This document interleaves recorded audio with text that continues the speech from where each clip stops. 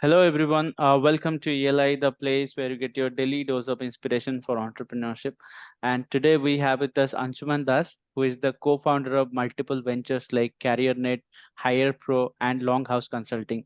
Hi, Anshuman. Welcome to ELI. Hi, pleasure talking to you and getting hosted on your platform. Mr. Anshuman, I would request you to introduce yourself to our audience and tell us a bit about your background prior to entrepreneurship. Like, where were you born and brought up? Where did you study? And what are different events in your life that showed some glimpse of entrepreneur in you? Sure, Priya. So, Priya, I belong to a place called Lucknow up north in India. I'm right now settled in Bangalore. I did my schooling in Lucknow, went to one single school for 12 years, and then Wow. fortunate enough to clear JEE exam and got into IIT Delhi. Did my bachelor's from 94 to 98. And that was a time when the IT wave was happening. And I was not in a stream of technology. I did it in textiles and mechanical engineering. So that was the area of stream in which I specialized. And I think the software was a time when it was in boom in 98, right time. I took a campus recruitment with Infosys. That's how I landed in Bangalore in 98. And that was a very nice time for Infosys, like about 4,000 people. Now, obviously, it is 4 lakh, grown 100 times plus. Right. So joined that time. I did had an option of going to New York with my customer, Goldman Sachs, that time. But I did realize that probably coding was not something I will really enjoy. And I think the time when I took the job, I said, okay, this is the thing which is going to be there. But having done it for 1 year, I realized that that is not I'm cut out for. And if I trace back my days of IIT for 4 years, as in academically, we all were bright, and that's why we got into IIT. But there I realized that probably I excelled what I enjoy doing it. And I think that was a very clear-cut realization I had in those 4 years. And when I joined Infosys, while a great company, great environment, but I realized that I'll probably not enjoy what I'm going to do further. And my brother, who is pass out from IIT Roorkee, he joined Tata University. He's 1 year elder to me. He did it from IIT Roorkee and joined Tata Unisys, and we met about a year at home. And he also had very similar thinking, and he asked me a question: "Do you see yourself doing this for the rest of your life?" I said, "No way." He said, "Why don't I and you start something?" And without telling our parents, he kind of quit the job. He had the courage to tell our parents that I'm quitting. And 2 months later, I told our parents that I've also quit. And they were obviously in a shock, but I think it took time. And probably we had some few ideas that time. And I think we were at the right time, right city, I would say. Bangalore is a lovely city. And we met a couple of our seniors and friends and realized that there is a lot of space as far as the people space is concerned. And we did realize that this was a space of recruitment which was very much vested by people from the HR background. And when I met with a lot of my colleagues and friends, I realized that there is a space for people from tech background, engineering background to be there. We saw that space, and I would say we made a very small, humble beginning. And that was a time when entrepreneurship was not as glamorous as what it is there. Never a venture capital back. Which year was this? This was 99. This was 99. And in Bangalore, 99 November is when we started out. So that's how I think the venture CareerNet got started out. Yeah. So what was the initial product or service that you started with, and how it was the initials? Sure. So initials, it was a services business, not a product business to begin with. And essentially, we realized that there is a need for reasonably top tier tech talent, which was needed in a lot of the companies we were setting up. And I remember meeting one of our first customers called Aditi Technologies, which is now acquired by Symphony Services. And we met through one of our alumni, and they said that, look, we want to hire from IITs and top colleges. And when we were at IIT, Infosys, while being in Bangalore, did not get a campus placement slot at our IIT Delhi, and we had only 65% of our batch getting placed. 35% of people from IIT Delhi in 1998 did not get a campus job. And we did realize that, look, if this is what the situation of IITs is, what is the situation of others? And we said that, okay, I think, and when we met this gentleman and a couple of more people, we realized that, well, they are struggling to get people. And we said their talent is struggling to get jobs. So I think this is a fantastic opportunity where we should excel. And that's a bridge which we started out. And I think in the first 1 year, we had about 4 to 5 of our customers. We were quite successful in hiring, given that we came from IIT background. We were quite successful in hiring people from IITs and with 1-2 years of experience. And they were pretty thrilled to see the level of success they have got with us versus with anybody else, which has been very well established in the recruitment space for last 8-10 years. And I think that gave us a lot of confidence to kind of grow this further and build a team. So that's how the journey, I would say the first 1 year was me, Rishi, and one of our key employees who's still yet there today. He's completed 23 years with us. So that's how our journey started out. Yeah. Got it. So curious to know one thing here. When you started out, you had no background in HR, and this is such a business that is very much reliant on people who have expertise in that particular field. So did you not get did the companies not ask questions? Well, what is your background? Why should we trust you? And all, how did you acquire the initial set of clients? So I think, our background from our IIT definitely helped. I think we never realized that IIT had that a strong brand name while being in the campuses. We always thought through that it is a necessity thing to have at least a job which can pay for your bills. But probably when we came in the industry, we realized that it has a reasonably good brand name. And I think to a degree, a lot of our seniors helped who were in good technical senior positions. They referred us. And I think, we were quite lucky to be in a city like Bangalore, which respects people in terms of what you know and what you deliver. And I think our works spoke much more louder than what we could do. And the moment we said that we have been able to solve hiring for these 5 companies, I think it was just a matter of time that more and more companies wanted to work with us. So definitely, I remember like in 2002 and 3, people asked us, what is your business strategy? I said, look, you asked me what is your delivery strategy. We don't need business. We have got so much of business which is coming in, because we ensured, Priyaranjan, ki we will operate at the top end of the spectrum of the talent. Because I think from very beginning, somewhere we realized that the world needs great talent. And today also, if you ask us what drives us, is to say that the world needs great talent, and that's why we exist. And I think whether you talk about leadership, whether you talk about mid-level, I think we always ensure that we will help you to hire great talent. So that was the reason why we saw that the doors opened up very easily for us. And I think the focus was a lot about how can we deliver faster, innovatively, how can we use more of tech. So I think some of the early steps which we took was also building out our own platform where we can actually work collaboratively. So we had essentially built our own application tracking system, by which we had a very small team of 10 people, which was in other locations. We realized that probably Excel, we can use that, but I think we were a little bit way ahead of our time in terms of building out our own internal ATS. We also launched a formal campus program with us, essentially, where we said, while we can hire experienced people, but I think campus is the source of all this talent. So we built out a campus program with that. Then we also built out, and that is where in 2004, our other brand HirePro took place.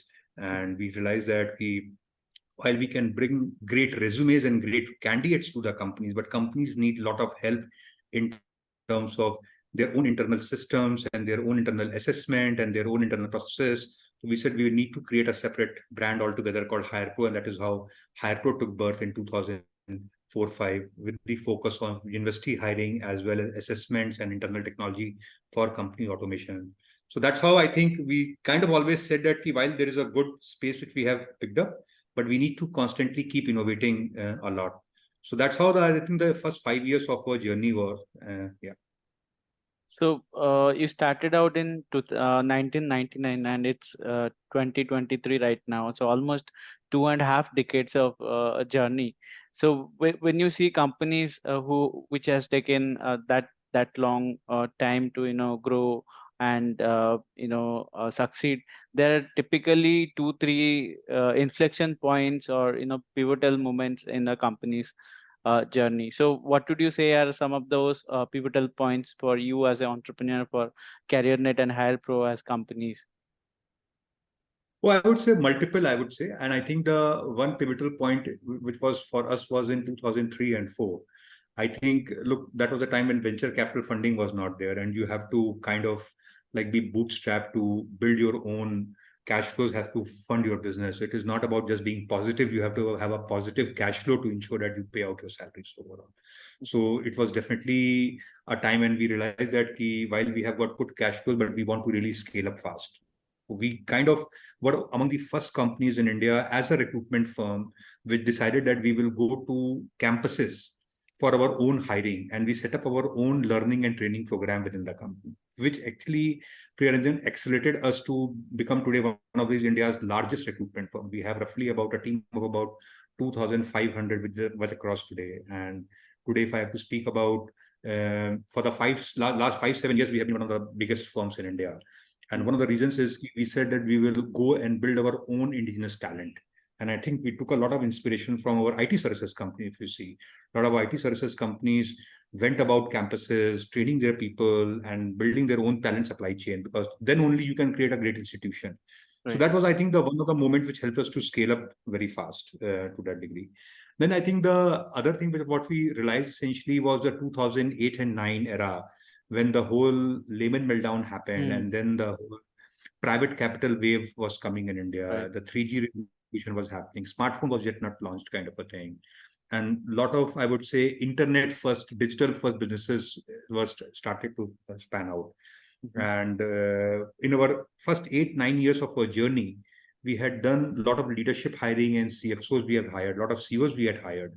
But we did realize that we were always kind of like seen as a second player to some of the global competition which was there, and we had some of the blue-blooded global firms which were there, and I think we were always being a second player.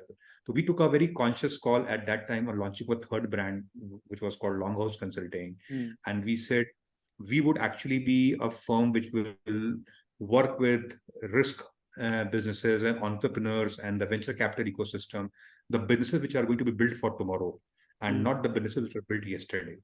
And that was the playbook which we took. We took a very early bet of 2008 and 9. And imagine that was a time when Flipkart had a $1 million check, Myntra had a $1 million check.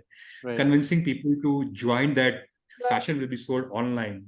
You have to take a 50% pay cut, believe in equity model. I think it was a very tough journey which we took at Longhouse, but it paid off very well. I think today we are a very well-respected name as far as the whole digital talent SaaS ecosystem is concerned.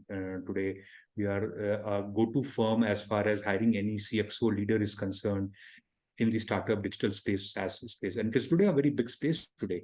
So that was, I think, the second very important moment which we realized that thinking through overall. Then I think the 2014-15, we were very, I would say, P&L bottom line focused, and we had our own campus which was there in Bangalore, small campus of about 100,000 square feet. We were about 500 to 600 people that time, and we kind of realized that we will not be able to run a full campus of 100,000 square feet on our own, and we will lease out that, and we designed that built to suit campus for us so that we can get into, like, we will occupy 50% of the office and 50% office will be leased out. And in that process, we end up creating a very strong managed office space business, and we spinned out that business in 2015-16 out of CareerNet. Today it is called IndiCube, and it is one of the India's very successful managed co-working space office business today. It has roughly about 7 million square feet of office space across the country. My other co-founder Rishi, he is the operating CEO for that, and he runs that business. So I think what I realized that there is a lot of innovation which is already there in our business, and you have to just kind of figure out at what is the right time, what are the right ingredients. And that has, I think, been the journey for us in the last 23 years overall. Got it. So what I have seen lately is, like, India is a leader in ITS market, but India is also growing very fast in recruitment as a service market. And a lot of Indian companies are now recruiting for global companies as well.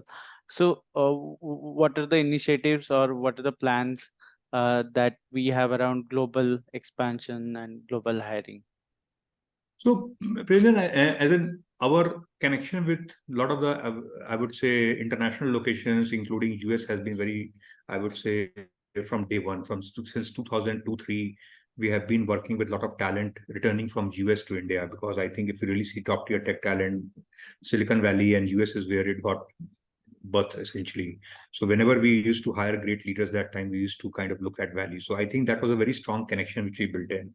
Then within our journey, we realized that a lot of the Indian companies were going global, and when they were trying to build talent base in those other countries, we were, I think, a go-to firm with them because of our inherent relationship with them in India. That is, I think, the second piece where we have seen there. Third, I think, off late for the last, I would say, not off late, I would say for the last 7-8 years, a lot of, I would say, global firms who have built their India centers in India, which have grown very well. They have also moved their complete global recruitment to run out of India. So today, in fact, we have a good number of customers, and some of them being the Fortune 10 customers, which are running their global recruiting desk out of India. So which means that we have a team which works for, let's say, in Seattle, in California, in Vancouver, sitting out of a Bangalore, and doing a talent movement from Seattle to Vancouver, or from Vancouver to San Francisco, or from San Francisco to New York. Yeah. So those are the things which we are running in. The other thing I'll tell you is very interesting in our HirePro, which is the recruitment product and the assessment journey. I think the hiring scale which you have seen in India is unprecedented. And I think India is a scale country. And if anyone has solved hiring problem at scale in India, I think it has been done in India. And one of, I would say, leaders in that space is our company HirePro. Today, our HirePro products are not only being used in India, but a lot of these companies like Software, Accenture, Amazon, Pearson, KPMG we are working with, they are taking our products globally. So, and these are the products which were built for solving their hiring problem in India, but they realized that the complexity in India is far more higher than the complexity of process which you face in US or in other part of the world, and that's why our products are getting adopted. I think one of the very important things which happened for our products journey was the COVID, because I think what happened in COVID, if you notice, the whole hiring went remote. Right. And remote recruitment is now the new normal. As in, while people have come back to offices, but as far as hiring is concerned, hiring still remains remotely. You still are meeting people, like we are doing this podcast virtually. Yeah. Otherwise, we would have done earlier in a studio format kind of a thing. And it would have taken like at least a month for us to schedule and get together. Same is the issue which is in recruitment. And people have realized that the virtual online hiring still works. While working on a day-to-day basis needs a hybrid, but recruitment can still run remote.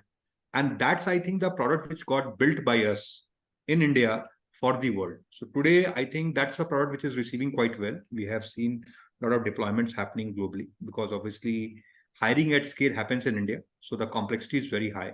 So we have a reasonable, I would say, deeper connection with the global recruiting ecosystem from India, and we are reasonably a very good part of the whole that ecosystem. What about the future? I think you as an entrepreneur, you have always seen the future and built product and services keeping future in mind. Now you are entering into SaaS kind of domain. So what is the plan for future? Anything around AI or any plans that you have? So already, in fact, the AI is inbuilt in our products right now. And see, I think a couple of things are very important. As we move forward, world will still need great talent. Okay, whether you talk about AI or whatever coming in, world will still need great talent, because humans will exist. As a result, great talent needs to be there. So I think we will continue to be empowering and harnessing the power of great talent being available anytime, anywhere. That is, I think, one. Second, I think increasingly, obviously, the India is going to become a market, which is, because India is a market, but India is going to become the net exporter of some of the world-class products, because the complexity which India solves at scale, I think no other country presents that. Classical cases were UPI. Right. The scale and the, so I think we are going to create very, very compelling products, which are actually not just, which are going to be built to solve India problems, But the fortunate piece in that, on the hindsight, would be that we will realize that they are some of the best products in the world, and that is going to go out. So I do believe that whether it is AI or marketing or a marketing plus AI combination, I think those products are going to get built. Particularly for us, because we are essentially in the services space where we are using a lot of human intervention in interviewing and assessment. Those are the places where I believe that the AI can actually take a lot of space, and it can actually ensure that the overall productivity is far more higher than what we are able to do. So I think 2030, if you really ask me, of the world's top 10 recruitment products, I think 5 will come out of India. Today, if you pick up the top 10 recruitment products globally, I don't think none is in India. But I think by 2030, you will see at least 5 global recruitment products coming out of India. Today, if you see in IT services, of the top 10 IT services globally, 5 are out of India. And I think when you pick up the top 10 recruitment companies in the world in 2030, I think there will be at least 4 to 5 which will be coming out of India. So I think that's the promise which we are seeing as far as the global recruitment space, and we should be among one of them by 2030. That's what our ambition and goal is, essentially. What were some of the biggest challenges of all these years of entrepreneurship? I think, if you ask me, recruitment is a very non-sexy area, if you really ask me.